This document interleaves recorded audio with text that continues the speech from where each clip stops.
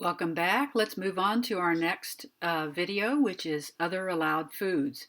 But before we get into this, let me say I've had some questions about how you can determine what serving size 3 to 4 ounces really is if you're just eyeballing something.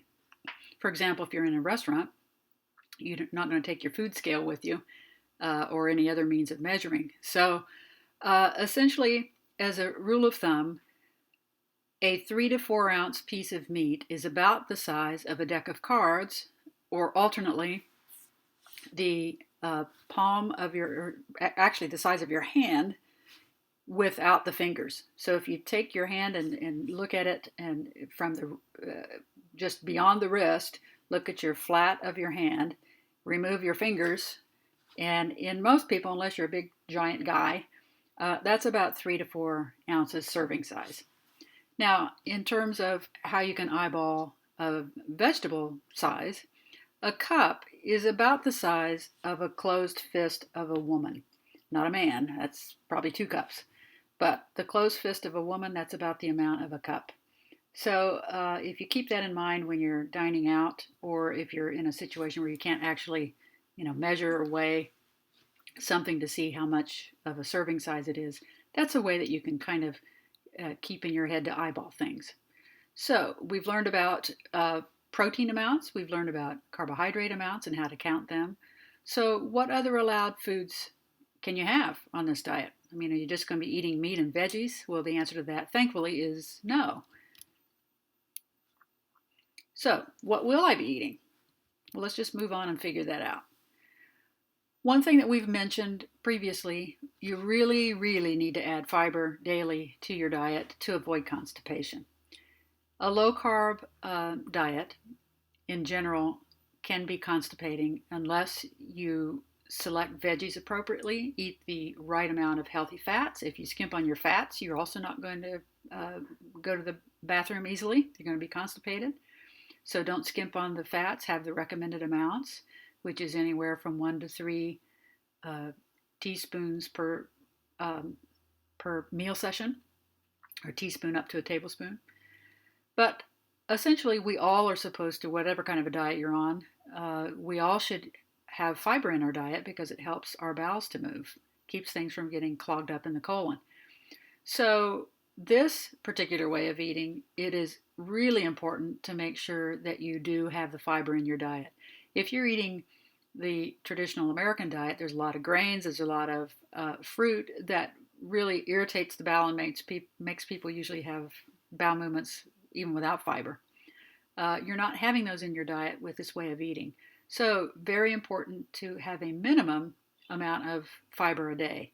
And what I suggest is starting out slow and working your way up if you need more, but I would add at least 2 to 3 tablespoons minimum of any combination of the following fibers.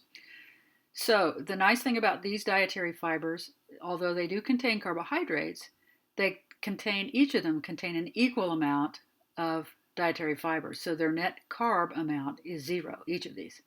So chia seeds, which have a unique characteristic of becoming almost like tapioca, but the seed itself remains crunchy. It's a rather interesting type of fiber, and a lot of people will make sort of a pudding out of it. So there are a lot of chia seed recipes that you can look at online so that you can be creative about how you can have the chia seeds. Flaxseed meal, flax seeds, hemp hearts or seeds, and no, hemp does not contain THC, which is the active ingredient in marijuana, even though it is a related plant. Don't worry. It actually, to me, hemp seeds, which I've recently started eating a large amount of because I didn't realize how tasty they were, they, to me, taste like quinoa without the carbs. So if you're a quinoa fan and are missing that because they're high carb content on this type of way of eating, then substitute hemp hearts instead. Psyllium husks is the main ingredient in Metamucil, and it's the only one of these fibers that actually doesn't taste very good, but chia seeds, flaxseed meal, and psyllium husks become very thick when water is added to them. So you can actually make a nice substitute for oatmeal out of these fibers. You just add a little cinnamon, add a non-sugar sweetener of your choice, add a little half and half. It makes a really nice hot cereal, and there's a recipe for that in your guidebook. Additional fiber that you can have, there is a specific type of noodle called a shirataki noodle, which is a really good pasta substitute. Shirataki noodles are made out of glucomannan or konjac flour. You also see it referred to as yam flour. If you're in an Asian market, you can see the noodles are called yam flour noodles. But essentially, what these are made of in most instances, if they're 100% glucomannan or 100% yam flour, then they will have 0 carbs and maybe 10 calories for an entire bag of them that serves 2, and they're clear in appearance. There are some companies, House of Tofu is one, which is one of my favorite brands of this, found at Safeway stores, that basically mixes a little tofu in with this, so they actually look like a pasta noodle. Now, let me warn you a little bit about shirataki noodles. They are packaged already prepared, and they're in a cloudy, milky looking fluid, which is pickling lime actually, calcium hydroxide. And so they're not very visually appealing. So when you see them in the grocery store, a lot of people are off put just simply because these are pasta noodles floating in this cloudy liquid. You can get past that. I wouldn't be off put by that. Now, if anyone has ever had tofu before, and it's in a similar type of a solution when you purchase it, when you open that up, it almost smells fish-like, even though there's nothing seafood in it. It's just the way that the pickling lime interacts with this chemically in terms of a smell. So when you open the package, what I would suggest if you use shirataki noodles is put them directly in a colander and rinse them about 30 seconds in hot water and then another 30 seconds in cold water to get all of that pickling lime off. And then they really have no smell whatsoever and no particular taste, but they do have the really exact consistency of al dente pasta. So the key thing about these noodles is if you're missing pasta, they're a great substitute. I've prepared them basically with pesto sauce, marinara sauce, Alfredo sauce, made them like mac and cheese casseroles. Even my 11-year-old daughter likes them. And so you can prepare them any way that you would pasta. But the secret with these is they will absorb the flavor of whatever sauce you use with it. So if you find these, you can often find them in a grocery store in the section wherever the tofu is. They're always in the refrigerated section. Several brands that you might find are House of Tofu, Pasta Zero, Miracle Noodle, Quest, and there's some others. But essentially, shirataki noodles, if you're looking at the nutritional label, they should say 0 to 1 net carbs per serving. If it says 25 net carbs, you've picked up some other kind of noodle, so be very careful and make sure that they're shirataki noodles. But they are a great pasta substitution, but they're also a great fiber because all of with most brands anyway, any carbs that are in them is just strictly fiber. They really have no nutritional value. They're just a great pasta replacement. If you miss pasta, it's just like al dente pasta. Now, some other permitted foods that you can have. There are some additional beverages you can have. Of course, water, tea of many different varieties. I would just make sure when you purchase the tea that it's not sugar containing. Be sure and read the labels. And I would, so that you can get good sleep, I would certainly switch to decaf after about noon if you're a person that has a day schedule, and use some herbal tea alternately. Coffee, certainly again, same rules would apply. I would turn off the straight up regular highly caffeinated coffee early in the day so that you can sleep. Just for your information, caffeine is a very, very long acting substance and it has a half-life of 12 hours. So you want to turn that off way early in your day so you can sleep because it will still be somewhat on board many hours later. There are some water enhancer drops, Mio, Dasani, Vitamin Water is a company that makes some now. There are many, many companies that make these water enhancers that are often sweetened with glycerin or sorbitol, some with stevia, some with Splenda. So just read the labels, but they should have for one little tiny squirt, which is usually just a few drops. They're very, very concentrated and can really flavor your water to make it more interesting for you to drink in different flavors. It also keeps you out of the regular sodas. You can certainly have carbonated waters. There are many different brands of zero calorie, zero carb um, carbonated waters. Just be sure and read the labels and not pick ones that are sweetened with aspartame, which is equal.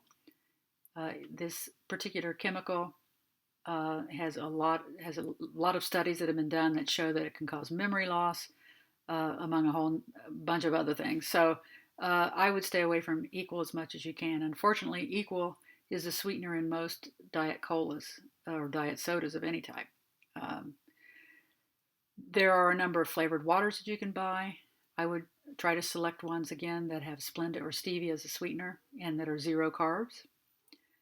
Now, to replace milk, you can use unsweetened plain coconut milk, unsweetened plain almond milk, unsweetened plain soy, or hemp milk. Now, there is a particular company in the United States anyway, Blue Diamond, that's the only company that I have seen that actually has a flavoring in their unsweetened milk that does not add any carbs. Usually, if something has a flavoring in it, that equals high carbs. As a matter of fact, one of the worst examples of that is yogurt. So if you buy plain unsweetened Greek yogurt, it should have around 8 or 9 net carbohydrates per cup. Now, if you get a yogurt with any kind of flavoring in it, that net carb amount usually goes up to 25, 30 grams per serving, especially if it's non-fat. If the lower the fat content in any product, really, the worse the taste is. So they add a bunch of sugar to make it taste better. So beware of that. And that's especially true with the milk substitutes. So Blue Diamond makes a vanilla unsweetened almond milk and coconut milk that's really good. They actually make a coconut and almond milk that's unsweetened and plain that is a mixture of coconut and almond. It's really good. So basically, scrutinize when you go to the dairy case. This is often where this is, and I'm not talking in terms of coconut milk of getting the canned coconut cream, but in the dairy section, you'll find almond, soy, sometimes hemp in the dairy section. But essentially, you can often find these in cartons over in the section in grocery stores where they have rice milk and some other types of cartoned milks. You'll always find hemp milk in that section. Hemp milk is actually rather tasty and has a little protein in it, whereas coconut has no protein in it. Almond and soy also have protein. So be sure and account for that if you're drinking those substitutes. The reason that cow's milk or goat's milk of any type is not recommended is that milk contains a lot of lactose naturally. And so a cup, for example, of whole milk has 11 grams of carbohydrates in it, which is lactose. If you think you're going to do yourself some favors by getting some 2%, 1%, or non-fat milk per cup actually has naturally 14 grams of carbs. So if you're having 30 grams as your limit a day of net carbs, you really don't want to waste it on a cup of milk. It's just not worth it. And it's a lot to drink at once. Remember, we don't want to go over 10 net carbs at any one sitting. So if you're going to a coffee shop, for example, and you're a person that has traditionally gotten lattes or mochas, number one, the mocha syrup, the chocolate syrup, is full of sugar, so nix that. But essentially, instead of that, you can get an Americano, which is just an espresso drink with boiling water up to the level of the container, and add half and half instead of milk. It tastes better because it has some fat in it. And then most of these coffee shops have Splenda, some have stevia as a sugar substitute. So, and really it tastes so good. In a lot of instances, you don't even need any. So stay away from those Starbucks and other companies' lattes. Instead, get an Americano or just regular straight up brew of the day coffee and put half and half in it instead. Remember to read the labels again. You'll see this many times throughout our video series, but really you've got to read the labels because they can be rather sneaky. They're marketed as being healthy. Often, many foods are, and they're just not. So read the labels.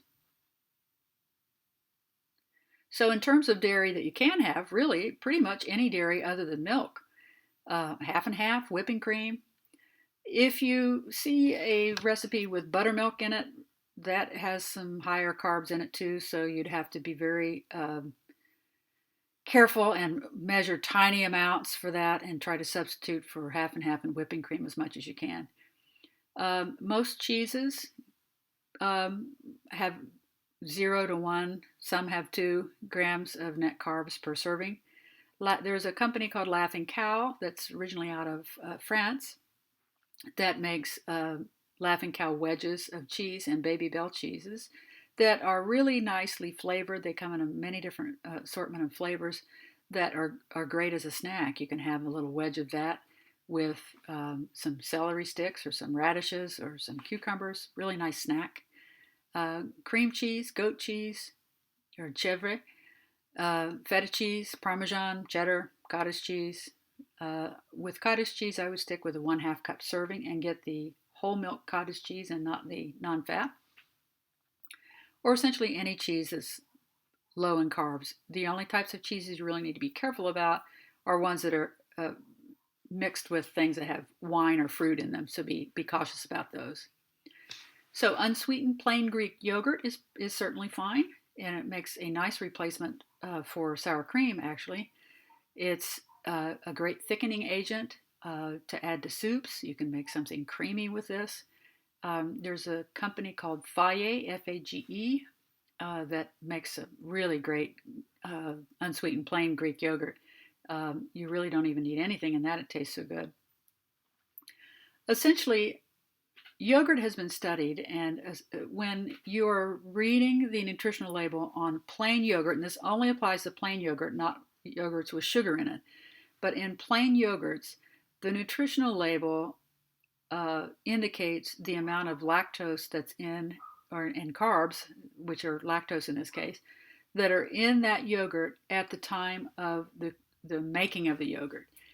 Yogurt ferments, and so by the time you get it in the store and you purchase it and take it home, it's already fermented, and the fermenting process uses up that sugar. So even though plain Greek yogurt will usually say 8 to 9 grams of net carbs per cup, it's been studied and shown that really by the time you're eating it and it is sour, then it's about 2 net grams or net carbs per cup.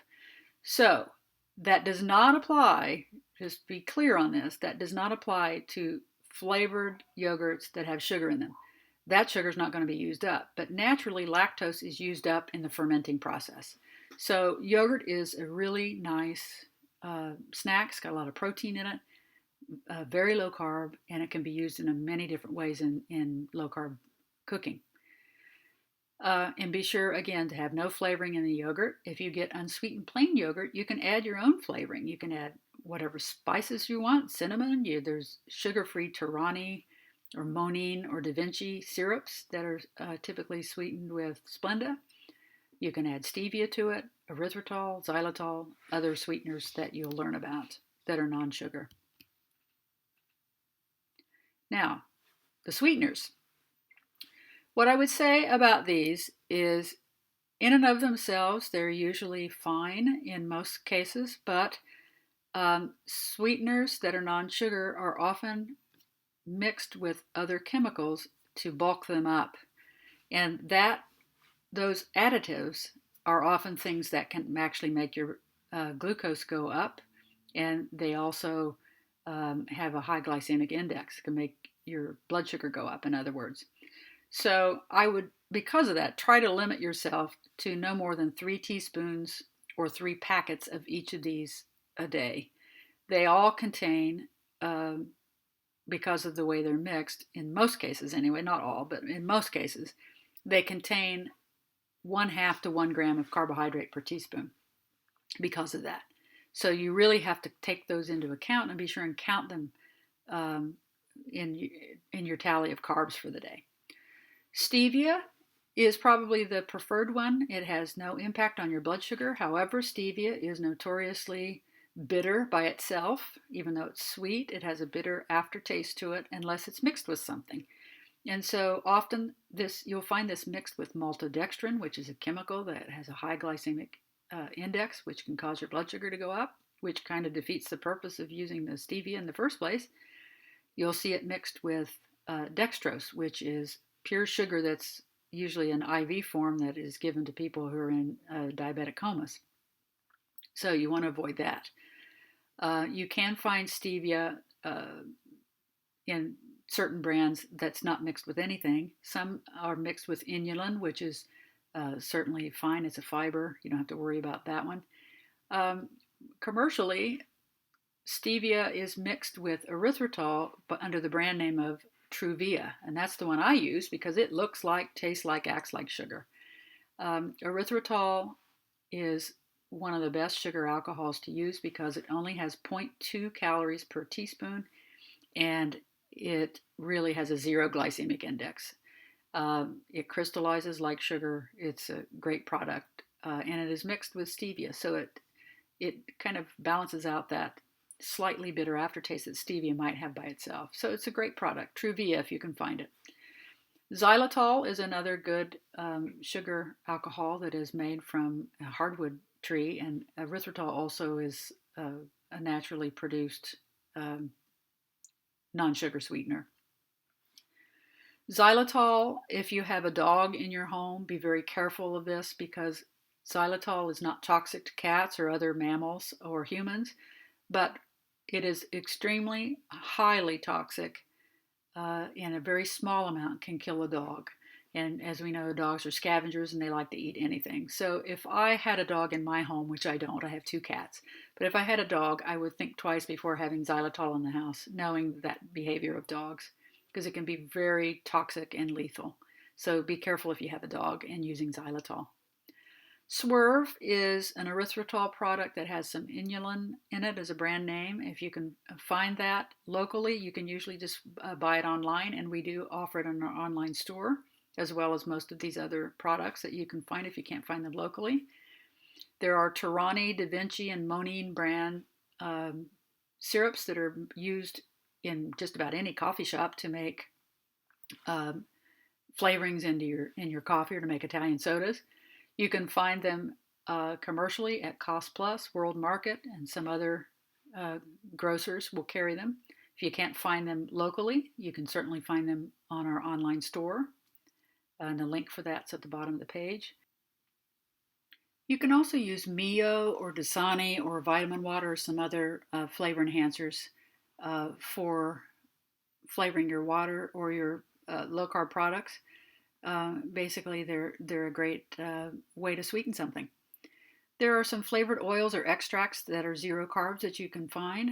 One company comes to mind is Lorann, Lorann. You can find it on our Amazon store or on our website, and the link is below. Also, you can find sugar-free maple syrup if you like the taste of maple syrup but don't want all those many carbs. There are a number of brands of sugar-free maple syrup that is usually sweetened with Splenda. So you can try those. Now, foods not recommended during weight loss. Alcohol is a big one, but we will go over that in a later video. But really, you'll do best if you have no alcohol during weight loss for a number of reasons. Fruit, very high in carbs, so not on the list of things to have during weight loss. It will be reintroduced in small amounts when you're in maintenance.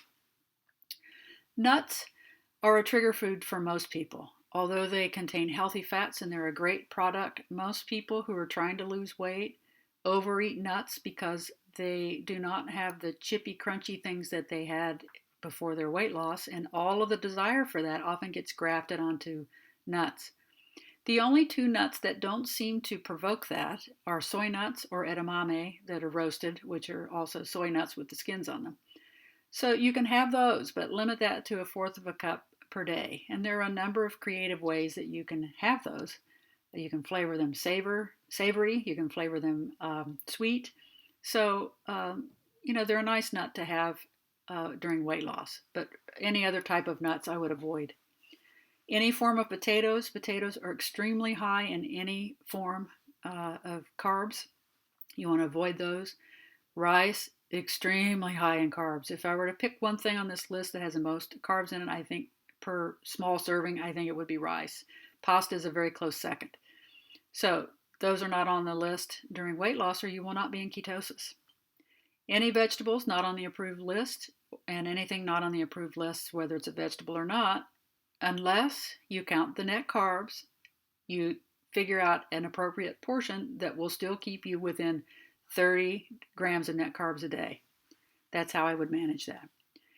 The approved veggie and protein lists are selected due to their low carbohydrate profile, just in an effort to keep you in the fat burning state, not to be punitive. So if you eat too many carbs in a day, you won't be fat burning, the diet becomes miserable, your weight loss will stall, you won't be in ketosis. So focus on what you can have instead of what you can't have is the best way to manage that. So remember, to reach your weight loss goal and to keep the weight off, please try to resist eating off planned foods during the weight loss phase. All right, we've just completed another module.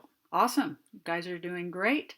What I would suggest you do is take a little break before you go on to the next one. This one was a little longer than previous ones. And we'll see you in the next video.